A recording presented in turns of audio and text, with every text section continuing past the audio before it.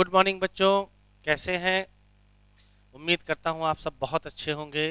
मैं हूं डॉक्टर विनय वर्मा। आप देख रहे हैं सर्वोत्तम बायोलॉजी लखनऊ यूट्यूब चैनल को सब्सक्राइब करिए, वीडियो को लाइक करिए और इसको अपने फ्रेंड्स को शेयर करिए। लास्ट लेक्चर पर हम लोगों ने स्केटरी प्रोडक्ट एंड देयर एलिमिनेशन का थर्ड लेक्चर कंप्लीट कर लिया था। आज फोर्थ लेक्चर है और इम्पोर्टेंट लेक्चर है क्योंकि इससे क्वेश्चन एग्जाम में आने की संभावना है। तो स्टार्ट करते हैं। एनसीईआरटी में हेडिंग पड़ी है फंक्शन ऑफ टिब्यूल।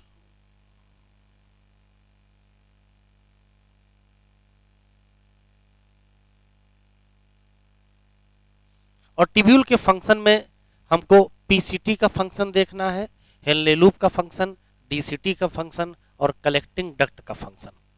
जिसमें सबसे फर्स्ट नंबर पर तो एक तो हमको पीसीटी का फंक्शन देखना है, हेनले लूप का फंक्शन,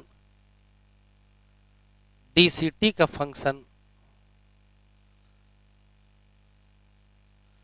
और कलेक्टिंग डक्ट का फंक्शन। एक एक करके देखेंगे। इसमें सबसे पहला है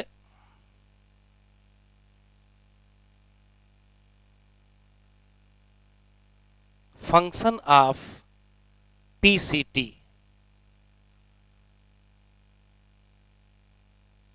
पहला सवाल याद करने वाला है कि पीसीटी की लाइनिंग कैसे है। लाइंड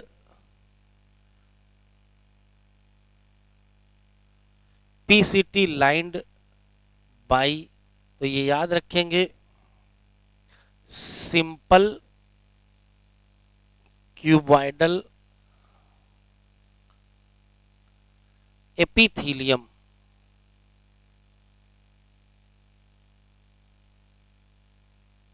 सिंपल क्यूबॉइडल एपिथीलियम होती है, साथ में मेनी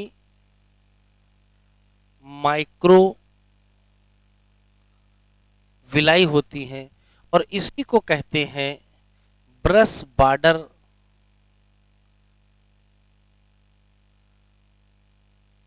एपिथीलियम। कौन सा? Brush border epithelium. एक क्वेश्चन। दूसरा, पीसीटी पर जो ब्रश बॉर्डर एपिथीलियम है उस पीछे है, यहां बढ़ जाएगा इंक्रीज सरफेस एरिया। काहे के लिए? फॉर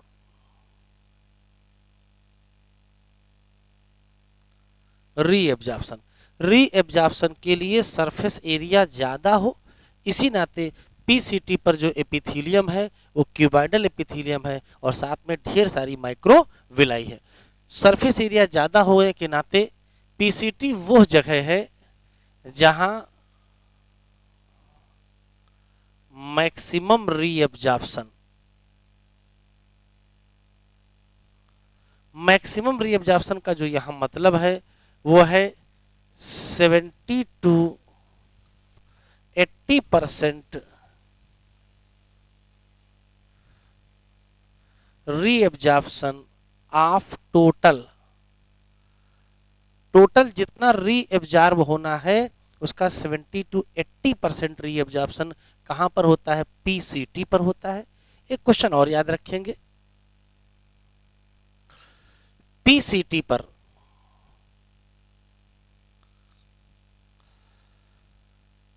लगभग एनसीईआरटी में जो लिखा है nearly all essential nutrient reabsorb. Essential nutrient की अगर हम बात करें तो इसमें दो हैं, एक है ग्लूकोज और एक है अमीनो एसिड।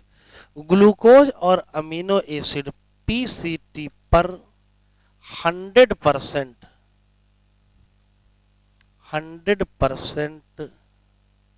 रीएब्जॉर्ब। फिल्ट्रेट में जितना भी ग्लूकोज होगा, जितना भी अमीनो एसिड होगा, वो 100% री एब्जॉर्ब हो जाएगा। कहाँ? पीसीटी पर। एक क्वेश्चन। दूसरी खास बात यह है कि लगभग लगभग 70 to 80% वाटर एंड इलेक्ट्रोलाइट भी क्या हो जाएंगे? री एब्जॉर्ब हो जाएंगे। बस ये याद रखिएगा कि यहां जो वाटर का री एब्जॉर्प्शन है वो पैसिव है, लेकिन यहां जो इलेक्ट्रोलाइट का री एब्जॉर्प्शन है वो एक्टिव है। और इलेक्ट्रोलाइट के नाम पर मेनली दो चीजें यहां री एब्जॉर्ब होती हैं। एक तो सोडियम होता है, पोटेशियम भी री एब्जॉर्ब हो जाता है, साथ में HCO3 माइनस इलेक्ट्रोलाइट में इंपॉर्टेंट एब्जॉर्ब होता है। एक क्वेश्चन और याद रखिएगा, यहाँ जो री एब्जॉर्प्शन है वो ऑब्लिगेटरी है। ऑब्लिगेटरी डिपेंडेंट वाटर री एब्जॉर्प्शन है। यदि यहाँ ग्लूकोज, अमीनो एसिड और इलेक्ट्रोलाइट री एब्जॉर्ब ना किए जाएं तो वाटर री एब्जॉर्ब नहीं होगा। ग्लूकोज और अमीनो एसिड का भी एब्जॉर्प्शन यहां कैसा होता है? तो हम कहेंगे एक्टिव होता है। पीसीटी पर small amount urea and uric acid भी क्या होता है? री एब्जॉर्ब हो जाता है। तो पीसीटी का री एब्जॉर्प्शन याद रखिएगा, लगभग लगभग सभी एसेंशियल न्यूट्रिएंट, 70 to 80% क्या वाटर और इलेक्ट्रोलाइट, और स्मॉल अमाउंट ऑफ यूरिया और यूरिक एसिड भी री एब्जॉर्ब होता है। दो क्वेश्चन और हैं। पीसीटी मेंटेन करेगी क्या? PH and ionic balance. कैसे रहा देखिए, ये मान लेते हैं कि पीसीटी है और पीसीटी, ये पीसीटी है और इसके अंदर क्या है? फिल्ट्रेट है। तो यहां से कुछ चीजें री एब्जॉर्ब होती हैं और कुछ चीजें इसमें सिक्रीट भी की जाती हैं। जैसे इसमें से HCO3 माइनस मतलब बाइकार्बोनेट आयन री एब्जॉर्ब हुआ, लेकिन H प्लस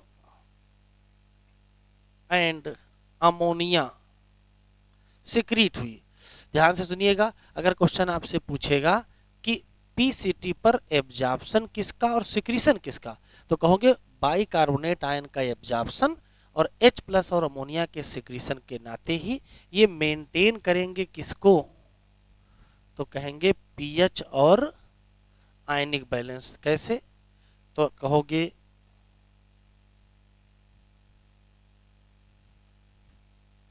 एब्जॉर्प्शन करेंगे बाइकार्बोनेट का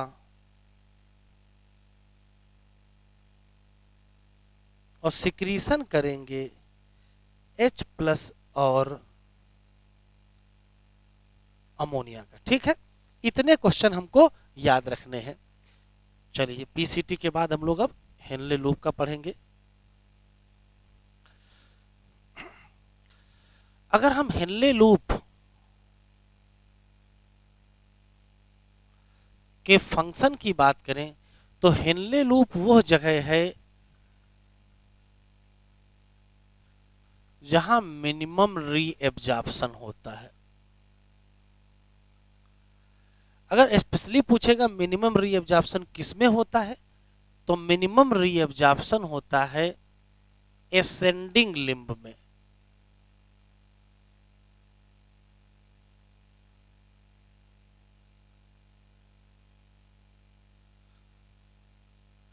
किसमें?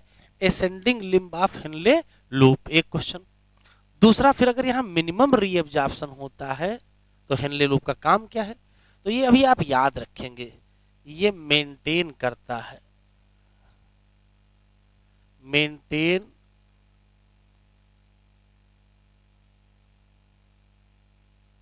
High osmolarity of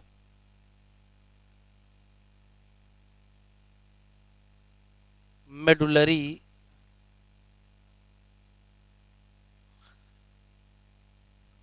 interstitial fluid.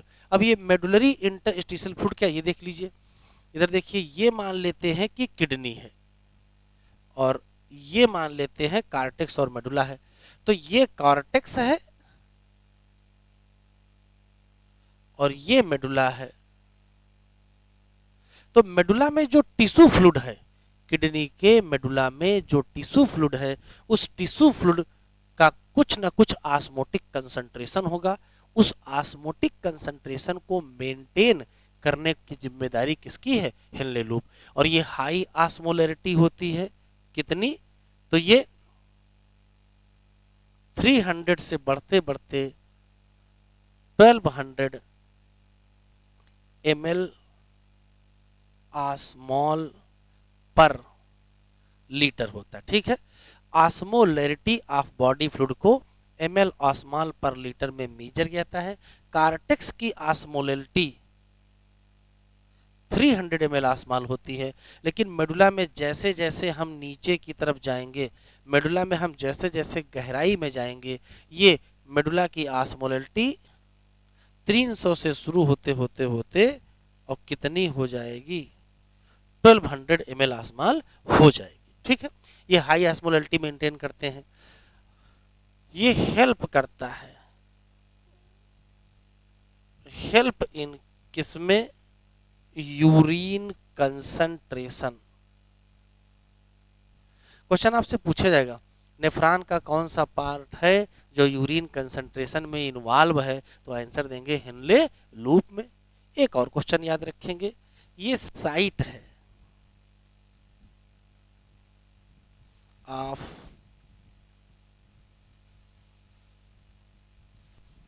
Reabsorption of क्या, सोडियम एंड क्या, वाटर। तो ये तो जनरल क्वेश्चन है हेनले लूप के जो हमको याद रखने हैं। अब इसका फंक्शन देखते हैं, या दो बातें और यही समझ लेते हैं।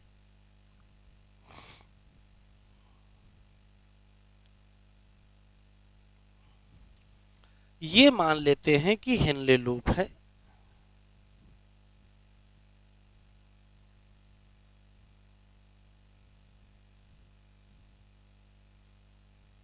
तो हेनले लूप की स्थिति ये है कि ये क्या है बेटा, ये है डिसेंडिंग लिम्ब और ये क्या है, ये है असेंडिंग लिम्ब। तो हेनले की जो डिसेंडिंग लिम्ब है,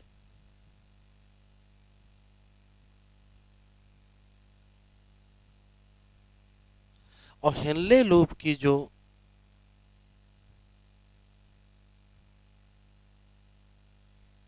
असेंडिंग लिम्ब है, डिसेंडिंग लिम्ब की खास बात यह है कि ये परमिएबल है।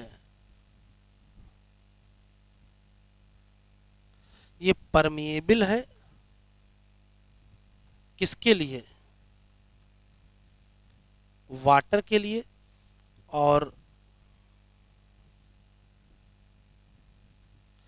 इम्परमिएबल है किसके लिए, सोडियम या इलेक्ट्रोलाइट। जबकि असेंडिंग लिम्ब की बात करें तो ये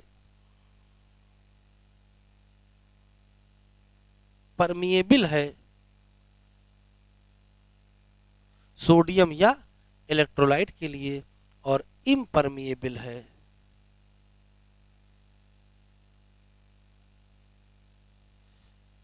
वाटर के लिए। ठीक है, बस ये काम की बात ये याद रखिएगा कि असेंडिंग लिम्ब में दो सेगमेंट होते हैं, थिन और थिक। तो जो थिन सेगमेंट है,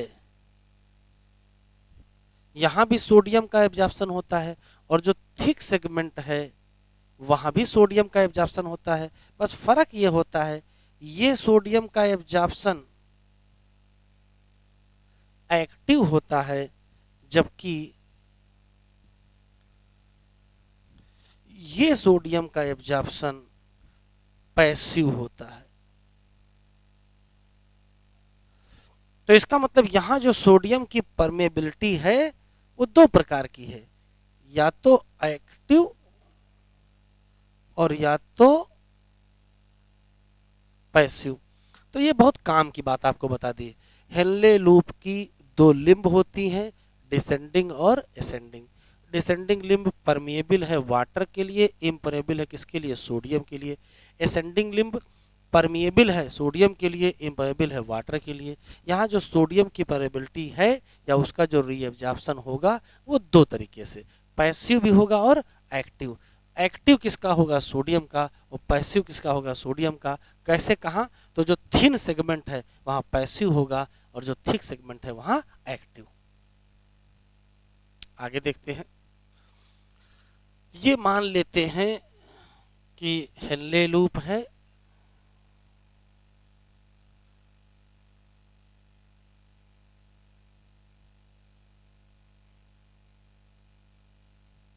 अब देखिए स्थिति क्या है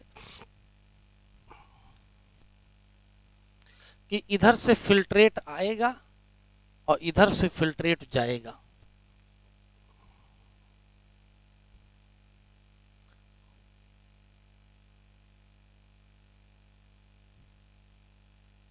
इधर से जो फिल्ट्रेट आता है उसकी ऑस्मोलैलिटी 300 ml ऑस्मॉल होती है, ये याद रखिएगा।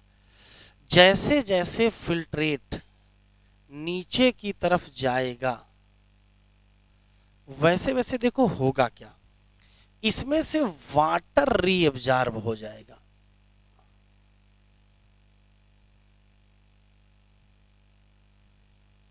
और वो भी कैसे, पैसिव।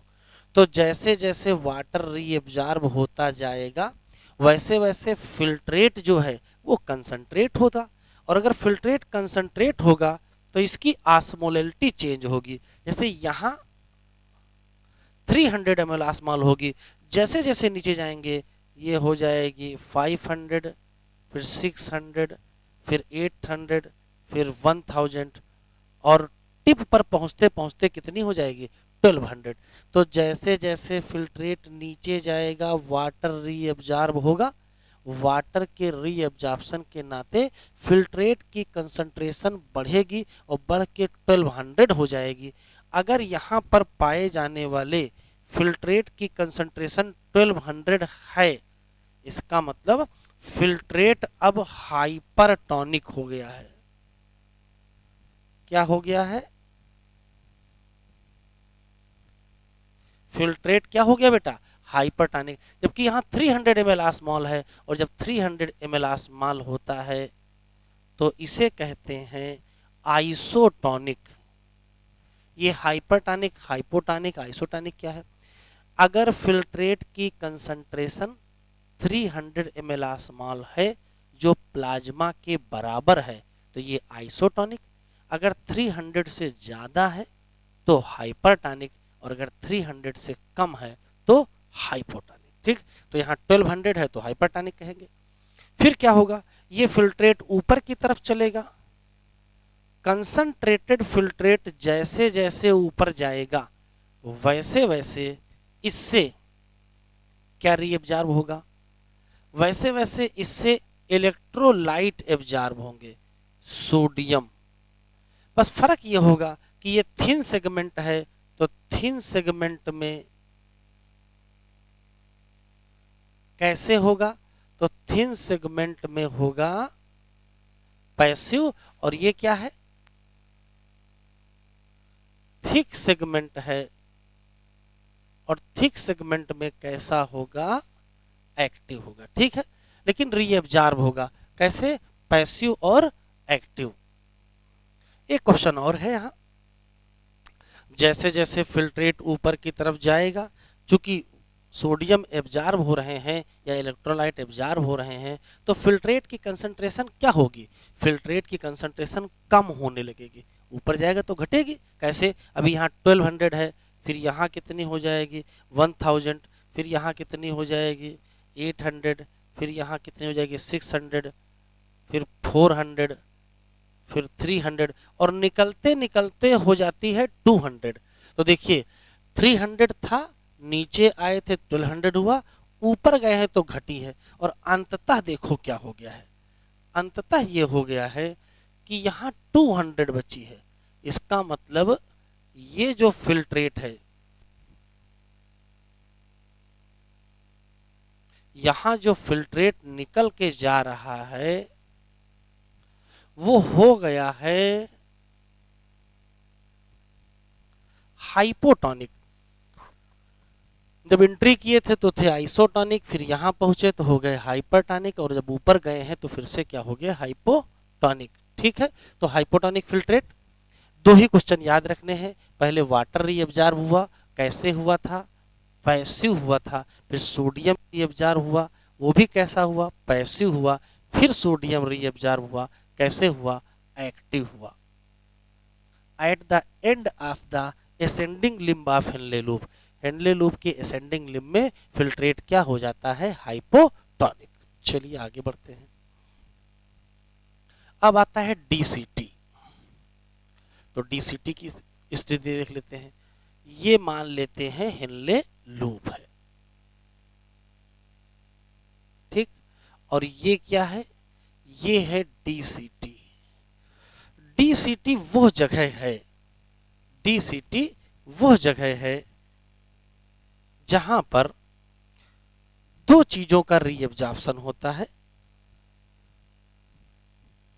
देखो इस जगह वाटर और इसी जगह सोडियम का रीअब्जॉर्प्शन होता है। बस ये याद रखेंगे, यहां वाटर और सोडियम का जो रीअब्जॉर्प्शन है वो कंडीशनल है।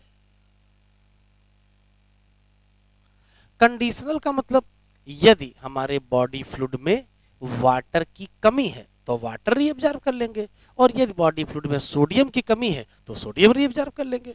तो सोडियम और वाटर का रीअब्जॉर्प्शन कहाँ होगा? तो हम कहेंगे डीसीटी पर होगा। बस कैसे होगा? कंडीशनल, और कंडीशनल के साथ ये हार्मोनल भी होता है। हार्मोनल का मतलब under the influence of hormone reabsorption होगा। कौन सा, कैसे?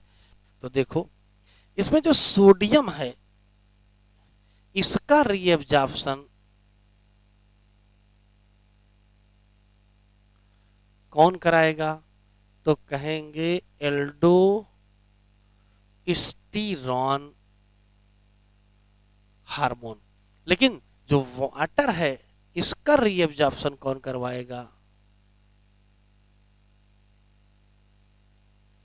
तो इसका रीअब्जॉर्प्शन कराएगा एडीएच या वैसोप्रेसिन। तो दो अलग अलग क्वेश्चन हैं। सोडियम का रीअब्जॉर्प्शन कौन कराएगा? एल्डोस्टीरान कराएगा, और वाटर का कौन कराएगा? एडीएच या वैसोप्रेसिन करवाएगा। ठीक है, ये कंडीशनल रीअब्जॉर्प्शन होगा और हार्मोनल रीअब्जॉर्प्शन होगा, और एक्टिव भी होगा। एक्टिव फैसिलिटेटेड, तो एक्टिव फैसिलिटेटेड रीअब्जॉर्प्शन भी होगा। ठीक है, एक और खास बात, यहां सिक्रीशन भी होता है। सिक्रीशन का मतलब है चीजें फिल्ट्रेट में डाली जाएंगी। किसका किसका? H प्लस का, K प्लस का, और अमोनिया का। इन तीनों चीजों का क्या होगा? सिक्रीशन होगा। सिक्रीशन इन फिल्ट्रेट। ठीक है, एक और चीज होगी, सिक्रीशन के साथ यहां रीएब्जॉर्प्शन भी होगा। किसका? Bicarbonate ion. तो अगर आपसे क्वेश्चन पूछेगा कि डीसीटी, अगर आपसे क्वेश्चन पूछेगा डीसीटी मेंटेन करेगा किसको, पीएच एंड आयनिक बैलेंस, तो कैसे करेगा? तो इसके दो तरीके बताओगे।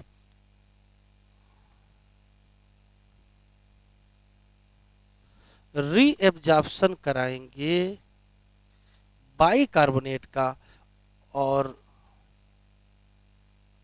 सिक्रीशन कराएंगे H+ का, K+ का और अमोनिया। अमोनिया ना हो तो अमोनियम आयन भी कह सकते हैं। ठीक है। TCT maintain pH and ionic balance by reabsorption किसका, बाइकार्बोनेट का, और सिक्रीशन किसका, H+K+ अमोनिया या अमोनियम आयन का। और आयनिक बैलेंस में स्पेशली यहाँ क्या मेंटेन हो जाएगा, तो यहाँ मेंटेन होगा सोडियम पोटेशियम बैलेंस। ये अच्छा सवाल है, क्वेश्चन पूछा गया है, सोडियम पोटेशियम बैलेंस कौन मेंटेन करता है? तो आंसर क्या देंगे, डीसीटी। गिनती के क्वेश्चन है।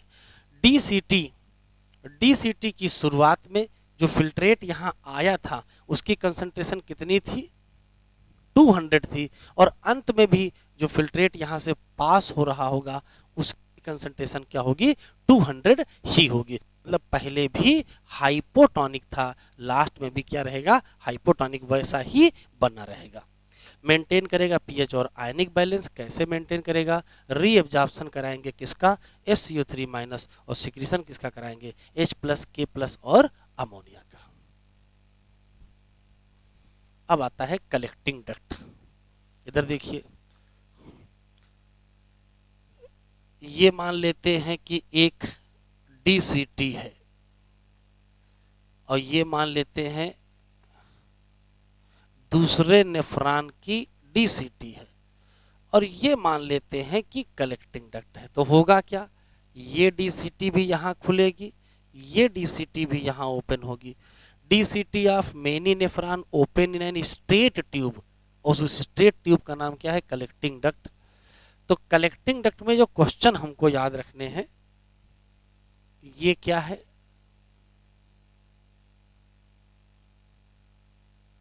कलेक्टिंग डक्ट ये है क्या,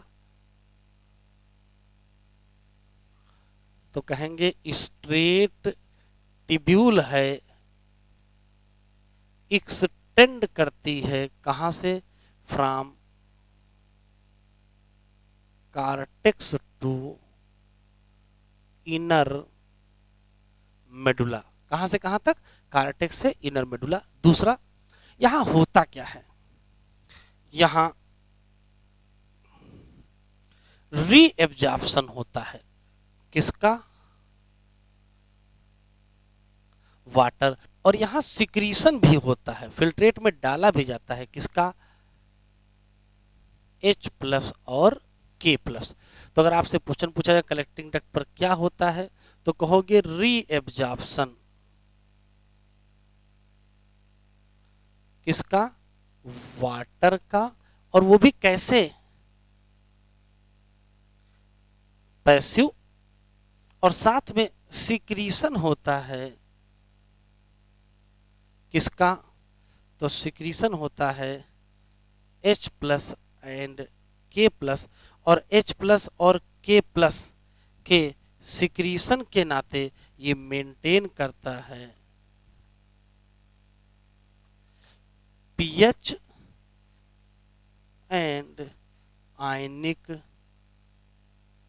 बैलेंस। तो अगर आपसे क्वेश्चन पूछा जाए कि कलेक्टिंग डक्ट मेंटेन करता है पीएच और आयनिक बैलेंस कैसे, तो हम कहेंगे secretion of H+ and K+।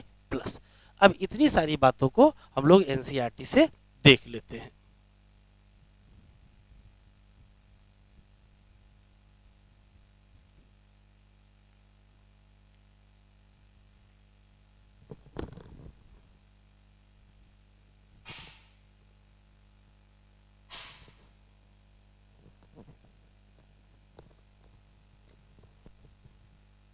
चलो देखते बेटा कैसे लिखा है। देखो एनसीईआरटी में क्या लिखा हुआ है, जो पीसीटी है वो line by simple cuboidal brush border epithelium, यहाँ ढेर सारी माइक्रोविलाई पाई जाती हैं, जो बढ़ा देती है क्या, सरफेस एरिया, किसके लिए, री एब्जॉर्प्शन। लिखा है लगभग लगभग आल एसेंशियल न्यूट्रिएंट और 70 to 80% इलेक्ट्रोलाइट और 70 to 80% क्या, वाटर, री एब्जॉर्ब बाई दिस, मतलब पीसीटी। पीसीटी मेंटेन करता है किसको, पीएच को, और किसको, ionic balance of body fluid को। कैसे, सिक्रीशन करता है किसका, H प्लस का और अमोनिया का। ये याद रखना बच्चों, पुरानी वाली एनसीईआरटी में, पुरानी वाली एनसीईआरटी में H प्लस, K प्लस और अमोनिया तीनों लिखा था, लेकिन अभी नई एनसीईआरटी में केवल हाइड्रोजन आयन और अमोनिया ही लिखा है, K प्लस नहीं लिखा है। इनटू द फिल्ट्रेट, और साथ में एब्जॉर्प्शन करेंगे किसका, bicarbonate ion from the filtrate. फिर आता है हेनले लूप, यहाँ री एब्जॉर्प्शन क्या है, मिनिमम है, कहाँ, एसेंडिंग लिम्ब में। This region play significant role in maintenance क्या, high osmolarity of medullary interstitial fluid. Descending limb of loop की खास बात है, ये परमिएबल है किसके लिए, वाटर, और इम्परमिएबल है किसके लिए, इलेक्ट्रोलाइट। तो इसी नाते ये क्या करेगी, कंसंट्रेट करेगी फिल्ट्रेट को एज इट मूव डाउन, जैसे जैसे नीचे जाएगा कंसंट्रेट होगा। जबकि एसेंडिंग लिम्ब की खास बात है कि ये इम्परमिएबल है किसके लिए, वाटर, और ये ट्रांसपोर्ट करेगा इसका, इलेक्ट्रोलाइट का, या तो एक्टिव और या तो कैसे करेगा, पैसिव। तो इसी नाते कंसंट्रेटेड फिल्ट्रेट जब ऊपर की तरफ जाएगा तो ये क्या हो जाएगा, डाइल्यूट हो जाएगा। क्यों, पैसेज ऑफ इलेक्ट्रोलाइट कहाँ चले जाएंगे, मेडुलरी फ्लूइड में। डीसीटी की बात करें तो यहाँ क्या होता है, कंडीशनर किसका होता है, सोडियम का, और किसका होता है, वाटर का। डीसीटी रीएब्जॉर्प्शन कर सकता है किसका, बाइकार्बोनेट का, और सिक्रीशन करेगा किसका, हाइड्रोजन का, पोटेशियम आयन का और अमोनिया का। और क्यों करेगा, मेंटेन करेगा पीएच और sodium potassium balance.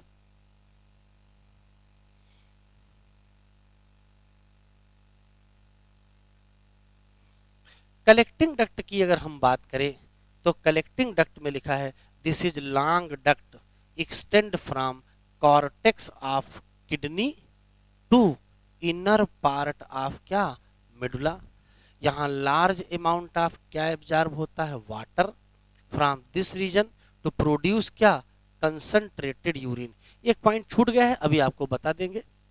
This segment, this का मतलब कलेक्टिंग डक्ट अलाउ करेगा स्मॉल अमाउंट ऑफ यूरिया कहाँ चली जाएगी, मेडुलरी इंटरस्टिशियम। अभी एक्सप्लेन करेंगे, परेशान ना हो। क्यों करेंगे, ऑस्मोलैरिटी मेंटेन करने के लिए। इट का मतलब collecting duct play role in maintenance of क्या, पीएच और क्या, आयनिक बैलेंस। कैसे, सिक्रीशन करेंगे किसका, H प्लस का और K प्लस। एक पॉइंट छूट गया था, उसको जरा देख लेते हैं बच्चों। देखो खास बात ये है कि यहाँ जब फिल्ट्रेट था, यहाँ जब फिल्ट्रेट था तो उसकी कंसंट्रेशन 200 थी, लेकिन जैसे जैसे ये नीचे जाएगा इसमें से क्या एब्जॉर्ब हो जाएगा, वाटर। तो फिल्ट्रेट कंसंट्रेशन बढ़ेगी, पहले 300 हो जाएगी, फिर 400 हो जाएगी, 600 हो जाएगी, 800 हो जाएगी, 1000 हो जाएगी, और यहाँ से जब पास होगा तो फाइनली कितनी हो जाएगी, 1200 ml ऑस्मॉल। और ये कंसंट्रेटेड है ना, इसी कंसंट्रेटेड फिल्ट्रेट का नाम यूरिन है। कितने गुना कंसंट्रेट कर गया है, तो देखिए 4 टाइम कंसंट्रेट किया है। कैसे, जब पीसीटी पर स्टार्ट किए थे तो कितना था, 300 ml आसमाल था, तो 300 ml आसमाल से कंसंट्रेशन 1200 हुआ है, तो 4 टाइम कंसंट्रेटेड हो गया। एक क्वेश्चन और, ये है हेनले लूप, ये हेनले लूप है। तो होता क्या है बेटा, होता ये है कि जब वाटर यहाँ एब्जॉर्ब हो रहा था तो इसमें से स्मॉल अमाउंट ऑफ यूरिया निकल आती है और कहाँ चली जाती है, मेडुला में, और ये यूरिया फिर से फिल्ट्रेट में जाती है, किसमें, हेनले लूप में। तो कलेक्टिंग डक्ट से यूरिया आएगी मेडुला, और मेडुला से कहाँ जाएगी, किसमें, हेनले लूप के एसेंडिंग लिम्ब में, और एसेंडिंग लिम्ब में भी कहाँ जाएगी, थिन सेगमेंट। तो ये यूरिया का स्पेशली याद रखिएगा, small amount of urea filtrate से निकल के मेडुला में, और मेडुला से निकल के फिर से फिल्ट्रेट में, कहाँ, thin segment of ascending limb of Henle loop. ठीक है बच्चों। तो अगली हेडिंग है यूरिन कंसंट्रेशन या मैकेनिज्म ऑफ यूरिन कंसंट्रेशन, वो हम लोग अगले लेक्चर पर देखेंगे। Bye bye.